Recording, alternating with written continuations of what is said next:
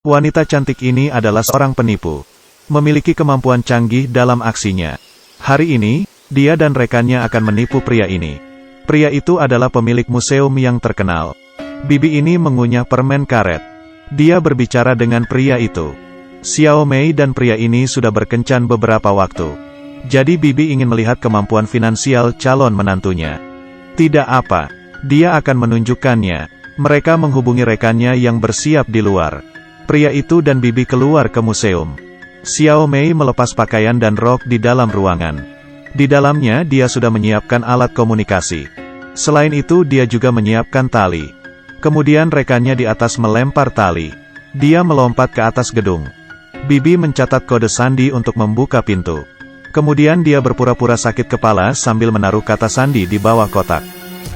Kemudian menutup lensa dengan permen karetnya. Rekannya dengan cepat menutup lubang angin. Kemudian dia bersiap turun ke bawah. Dia hanya punya waktu 3 menit. Menemukan kata sandi yang cocok. Membuka brankas dan mengambil benda bersejarah. Kemudian menggantinya dengan produk palsu. Bersiap untuk mengirimkannya. Saat ini dia hanya punya waktu 1 menit lagi. Dia mencoba memperpanjang waktu dengan pura-pura sakit lagi. Xiao Mei berlari dan segera melompat ke bawah. Segera masuk dan jatuh ke ruangan yang pertama. Saat keduanya kembali, dia baru saja selesai mengganti pakaian. Dia berpura-pura sakit perut. Pria ini mencoba menolongnya. Pada saat ini, alarm berbunyi tiba-tiba. Xiao Mei dengan cepat menutup resletingnya. Pria itu berlari kembali ke museum. Menemukan ada permen karet yang menempel di sensor. Penjaga keamanan menghentikan mereka berdua. Xiao Mei melalui interkom bertanya apakah dia tidak mempercayainya. Pria itu kaget karena bendanya sudah diganti dengan yang palsu. Pada saat ini, Xiao Mei berkata selamat tinggal. Tidak ada waktu untuk bertemu. Mereka berdua mengirim benda itu ke sisi lain. Ini adalah kerja sama tim. Hedu dan Minjun bertanggung jawab atas kata sandi. Dan yang lainnya dilakukan oleh Xiao Mei. Ini adalah Hua Ge, perampok terkenal. Sekarang dia bekerja di toko emas. Pelayan itu menaruh catatan di bawah kopi. Memberikannya pada polisi. Tapi rekan penjahat mengetahuinya dan pura-pura bersin meniup kertas itu. Akhirnya, mereka berhasil merampok toko emas. Ini adalah seorang legenda di industri ini. Di Macau. Mengatakan pada kakak laki-laki. Kali ini kedua geng itu berkumpul bersama. Selain itu, ada rahasia yang akan dibuka. Lalu apa tujuannya kali ini? Masih ada 2 orang yang akan diperkenalkan. Tujuannya adalah kalung berlian. Air matahari yang terkenal. Nilainya lebih dari 30 miliar dolar. Wanita ini yang memiliki berlian itu. Kemudian dia menjualnya pada seorang pengusaha misterius. Yang bernama Wei Hong, mereka semua tidak tahu. Siapa yang tidak tahu dengan anggota kelompok ini? Keesokan harinya, mereka mulai beraksi. Mereka berdua bermain di kasino dan berpura-pura menjadi pasangan.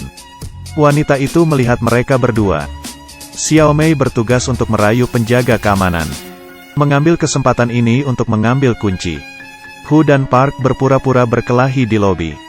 Menarik perhatian pengawas keamanan. Kemudian orang lain masuk ke ruang kontrol pengawal.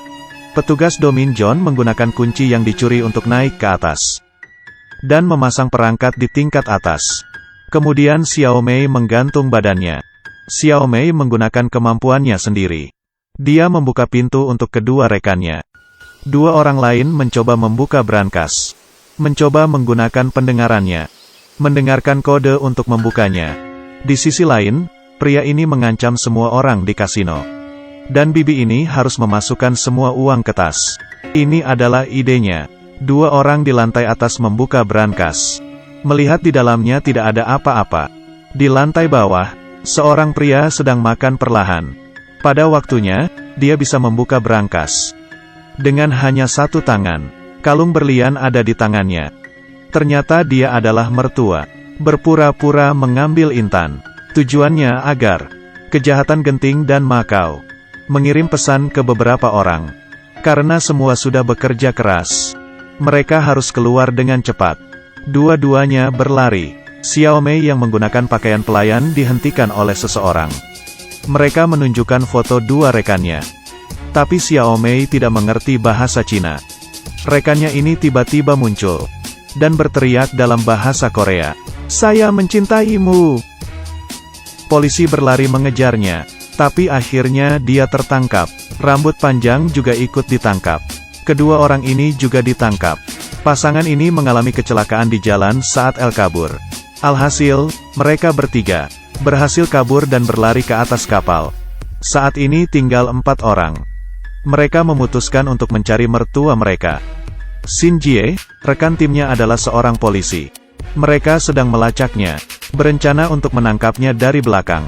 Pria ini berencana menjual berliannya. Kedua wanita ini menjadi tukang reparasi.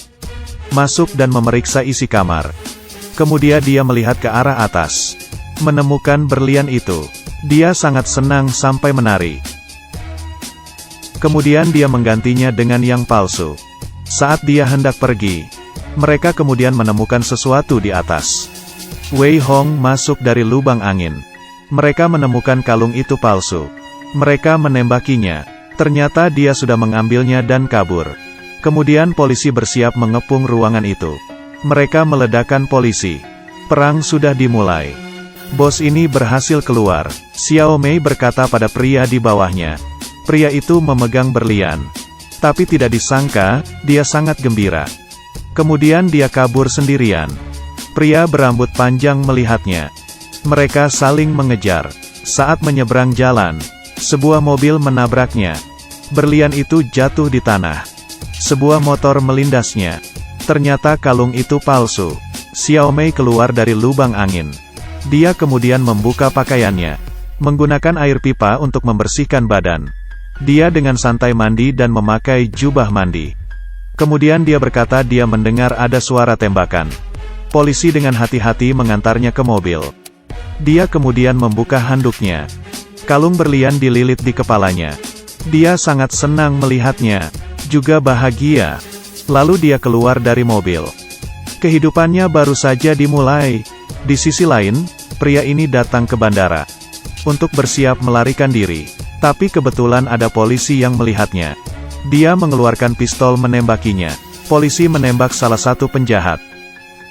Saat dia akan menggapai Wei Hong. Ini adalah generasi pertama kejahatan di sini. Xiao Mei menikmati liburannya. Kemudian di sini dia menemukan temannya. Dia berkata akan membagi 30%. Berlian ada di dalam kamarnya. Pada saat ini, pemilik museum melihatnya. Xiao Mei ketakutan jadi dia masuk ke air. Bersembunyi di sana. Di sisi lain, pria ini mendapat telepon. Ternyata Xiao Mei yang menyembunyikan berlian. Xiao Mei masih bersembunyi di air. Film ini selesai di sini. Saya adalah Huo Longguar. Ikuti saya.